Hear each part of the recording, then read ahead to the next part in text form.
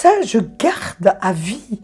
Parce que ça, c'est formidable. La technique dans l'humide, c'est quelque chose qu'on voit partout à l'aquarelle. Il suffit de taper technique dans l'humide sur YouTube pour voir plein de tutoriels là-dessus. En dehors des publicités sur l'humidité dans le bâtiment, il y a aussi ma vidéo sur la technique dans l'humide, mais il y en a aussi plein d'autres. Et puis quand vous regardez mes aquarelles, vous pourriez croire que j'utilise quasiment tout le temps la technique dans l'humide. C'est vrai qu'il y a pas mal de choses qui sont suggérées, il y a pas mal de choses qui sont réalisées dans le flou. C'est d'ailleurs ce qu'a pensé Anne lorsque, en août dernier, elle m'a envoyé ce message sur le forum de mes formations. Dans son message, elle mentionnait « Je ne suis pas à l'aise avec des aquarelles uniquement dans l'humide ». Ce à quoi j'avais répondu « Si tu penses que mes aquarelles se réalisent uniquement dans l'humide, je ne vois pas de quoi tu parles. Une aquarelle est un mélange de techniques dans l'humide et de techniques sur papier sec, et si tu observes mes aquarelles, la majorité comporte les deux techniques. » Et à la fin, j'avais conclu en disant que peindre uniquement dans l'humide, c'est comme jouer au tennis uniquement avec son coup droit, il manque quelque chose pour avoir un jeu complet. Dans cette vidéo, je vais déconstruire la croyance que la technique dans l'humide est LA solution à l'aquarelle. On va voir quels sont les inconvénients de la technique dans l'humide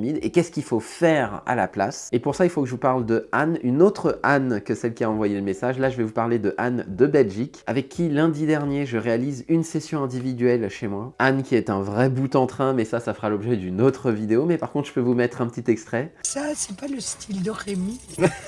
Je me suis pris un petit verre de whisky ce matin avant de venir. Waouh, ça va chauffer. Ça va chauffer ce matin. Waouh, waouh, waouh. En fait, c'est une session artistique, mais on parle que de bouffe. Hein. Ouais, ouais, c'est ça. Sans la bouffe, on n'est plus rien. Et du coup, lorsqu'on s'installe à mon atelier, Anne me partage le fait qu'elle n'arrive pas à créer de la nuance dans l'humide, elle n'arrive pas à créer du contraste. Et pour illustrer son propos, elle me parle d'un aquarelliste américain, Thomas Schaller, dont elle n'arrive pas à recréer la vibrance des couleurs, notamment sur cette aquarelle, dans cette zone-là par exemple, cette alternance de bleu et de marron. Et donc, je lui ai proposé de travailler ce point-là précisément. Avant de vous montrer ce que Anne a fait, il faut qu'on définisse ensemble ce qu'est la peinture dans l'humide. Alors, qu'est-ce que la technique dans l'humide? Je n'ai pas connaissance d'un article officiel qui décrit précisément quand est-ce qu'on est dans l'humide et quand est-ce qu'on ne l'est pas. Mais du coup, je vais vous donner ma définition des choses. On peut être d'accord ou pas, là n'est pas la question, parce que l'important est de définir un critère concret et simple pour savoir, ok, là je suis dans l'humide, là je ne suis pas dans l'humide. Et du coup, si je suis dans l'humide, je suis confronté aux avantages, mais aussi aux inconvénients de cette technique-là. Donc pour moi, la technique dans l'humide, là je mouille une partie du papier. La technique dans l'humide, c'est lorsque vous déposez l'intégralité de votre pinceau sur du papier qui est déjà mouillé. C'est-à-dire que si je rince mon pinceau, que je fais une partie comme ça, et qu'ensuite je prends un peu de pignon et que je passe une partie à cheval sur la partie mouillée et une autre partie sur du papier sec, ça pour moi, je considère que ça n'est pas une technique dans l'humide. Donc là, on pourra dire, bah oui, mais ici, cette partie-là, tu as passé ça dans l'humide. Oui, mais en fait, l'autre partie ne l'était pas. Donc pour moi, ça n'est pas une technique dans l'humide. Ce qui est une technique dans l'humide, c'est lorsque je prends du pigment et que j'ajoute concrètement du pigment sur une surface complètement mouillée. Je pose l'intégralité de ma trace sur une zone qui est mouillée. Ça, c'est de l'humide. Ça n'est pas de l'humide. Ça, ce que je viens de faire là, comme ça, c'est une technique de la vie. Maintenant que je vous ai défini ce qu'est pour moi la peinture dans l'humide, voyons ce que Anne a fait pour réaliser cette partie de l'aquarelle. Comme Tu reproduis cette partie. j'essaie de reproduire cette partie-là. Ouais, partie en haut à gauche. Alors c'est là que les Romains s'empoignèrent. Dark-Vador à la dent dure, à nous embêter. Le problème, c'est ici. Donc, ce que je ferai, en me disant ça, je me dis, Anne, vas-y, hein, mets de la couleur, ok. Je fais comme j'aurais... en situation chez toi. Chez moi, à la maison, toute seule, quand je parle à moi-même. Voilà, c'est ça. Et hop. Tu attends. Et alors, ça donne quelque chose de massif, même si éventuellement, je commence convenablement. Et puis je m'énerve, et puis j'en remets, je vais chercher jusqu'à la teinte neutre, quasi du tube, pour arriver à foncer la partie que je veux. Ok. Et donc voilà le résultat de Anne. Comme vous avez pu le voir, elle a peint dans l'humide, et c'est là que je voulais en venir. Tu as travaillé dans l'humide, c'est-à-dire que tu as mouillé toute la feuille. Par la suite, tu as foncé ici pour apporter un petit peu de marron. Et après, tu as apporté les colonnes bleues pour essayer d'apporter le changement de teinte. En faisant ça, tu te donnes pas les meilleures chances pour faire ce type de lavis. Pour faire ça. Ouais, pour faire ça. Sur ce genre de travail, moi, je ne te conseille pas de peindre dans l'humide. En mouillant toute la feuille, il te permet de créer des bords doux, mais il t'empêche de contrôler certaines formes. Et là, notamment, les formes, c'est les colonnes. Ouais. Tu peux pas... Ouais. T'as du mal à contrôler ça parce que... Ah ben oui. Après, en plus, alors, ça, c'est le premier point. T'as pas un contrôle sur l'endroit des pigments. Deuxième point, tu rajoutes effectivement du bleu avec de la pigmentation, mais t'en mets pas assez du tout. Tu vois, la tonalité de ça, c'est beaucoup plus foncé que ce que tu as mis toi. Ce qui fait que toi, tu en rajoutes, et tu en rajoutes, et tu en rajoutes. Tu passes 2-3 fois sur les mêmes zones en rajoutant de l'eau. Et en rajoutant de l'eau, alors ça va humidifier le papier, mais ça va aussi expulser les pigments pour qu'ils atterrissent ici. Ça va diluer ta tonalité. Donc non seulement t'en mets pas assez, mais en plus en passant plusieurs fois et en rajoutant de l'eau, tu dilues encore plus la tonalité. Donc forcément derrière le résultat, tu te retrouves avec quelque chose qui manque de nuances et surtout qui est trop pâle.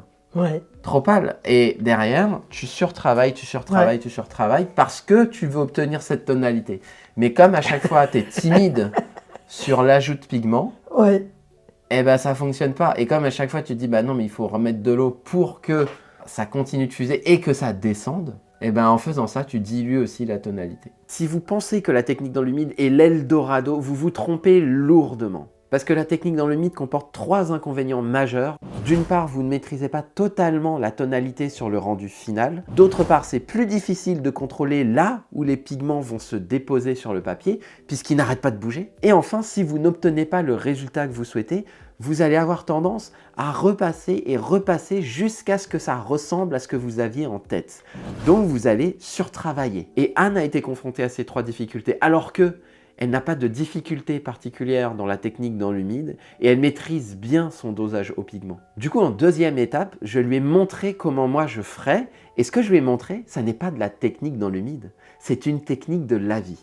Alors, du coup, je vais le faire ici. Ah, toi, tu vas le faire. Attends, je te laisse... Je vais le faire ici. Non, bah, tu peux... Reste. Ah non, ça, c'est énervant. On dit, toi, tu vas faire ça, la main dans les poches. Non.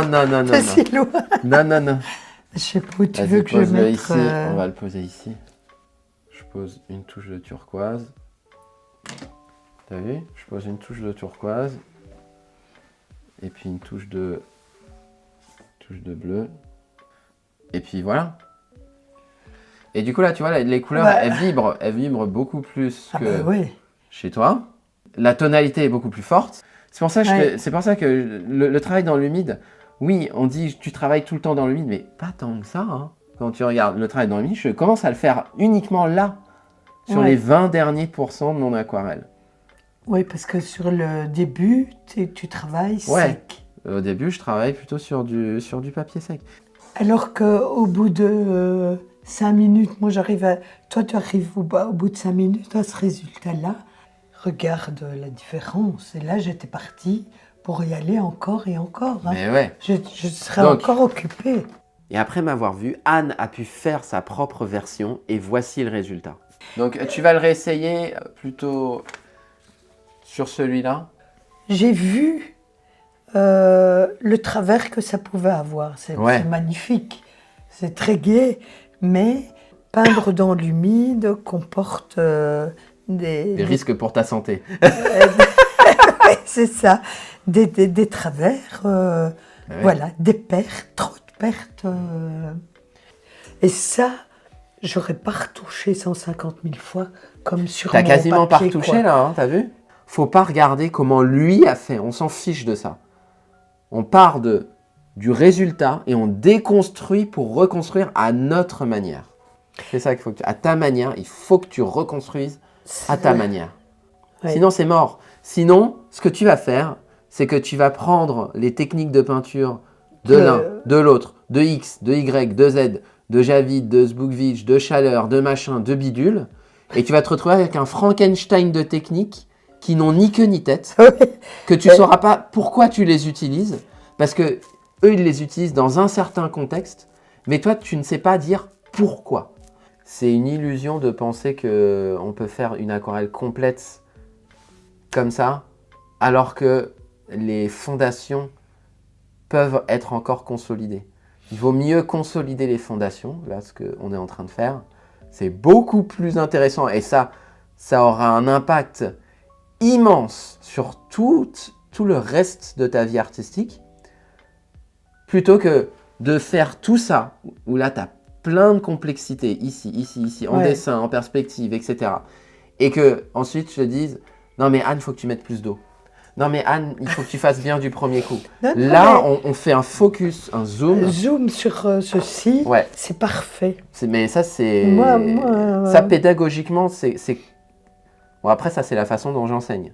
C'est pour ça que les gens, ce qu'ils veulent, c'est des aquarelles complètes, mais c'est pas ce qui va faire vraiment progresser. Ce qui va faire vraiment progresser, c'est revoir les fondamentaux. Chalère me paraissait complètement inaccessible. Ouais, et là, est-ce que ça te semble plus accessible maintenant? Ouais. Moi, ça, je garde à vie. Parce que ça, c'est formidable. Bah écoute, ça me fait vraiment plaisir, je suis content. C'est cool. Ouais, merci. Vraiment, il y a quelque chose d'intense qui vibre. Ça vibre, ça vibre. Ouais. Et là, si j'avais continué... Et là, ça vibre pas, c'est tout plat. Si j'avais continué, on était à ceci. Ouais, c'est ça. Ouais.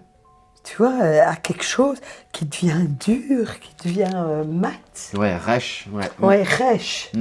C'est ça. Ce qu'il faut retenir de tout ça, c'est que si vous peignez à l'aquarelle, vous avez tout intérêt à utiliser l'ensemble des techniques qui sont à votre disposition. Si vous orientez votre style uniquement vers une seule technique, vous allez déséquilibrer votre pratique. Et ce que je prône pour avoir une pratique épanouissante, c'est d'avoir un équilibre. D'avoir un équilibre à la fois mental, un équilibre créatif, mais aussi un équilibre technique. Et ce qu'il vous faut pour atteindre cet équilibre technique, c'est d'un côté des techniques de contrôle qui se basent sur des lavis où vous pouvez contrôler la tonalité, où vous pouvez contrôler le positionnement sans pour autant surtravailler le papier. Et de l'autre côté, vous avez des techniques de lâcher prise. Et notamment la technique dans l'humide est une technique de lâcher prise. Donc il vous faut les deux, du contrôle et du lâcher prise. Toutes ces techniques de contrôle et de lâcher prise, je les ai listées et je les ai structurées dans ma formation Révélation. Si vous voulez en savoir plus, cliquez sur l'icône en bas à gauche de cet écran ou en description de cette vidéo.